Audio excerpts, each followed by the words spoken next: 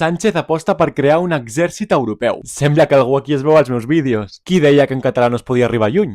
Sí, com ho has escoltat, el passat dimecres Pedro Sánchez, cap del govern d'Espanya, es va dirigir al Congrés dels Diputats per parlar del Pla Europeu per rearmar Europa.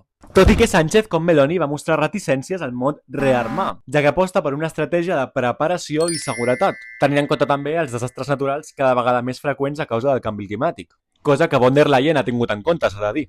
I així l'Espanyol es converteix en el primer líder d'un país membre de la Unió Europea contemporània en defensar la idea d'un exèrcit comunitari. I precisament parlant de preparació, la Unió Europea recomana als ciutadans de la Unió que ens fem amb un kit de supervivència de 72 hores en cas que passi algun desastre natural o atac militar a les fronteres de la Unió. I fins i tot han publicat un vídeo que s'ha fet viral al respecte. Però aquesta no és la major polèmica de la nova comissió.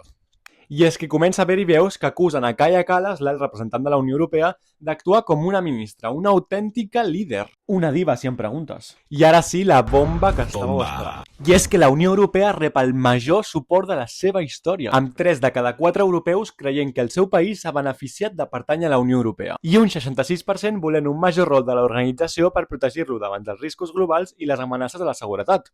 Però potser això cal explicar-ho millor en un altre vídeo, oi? Com sempre, comenta què t'ha semblat i no oblidis donar-li un like i seguir-me per no perdre més continguts com aquest.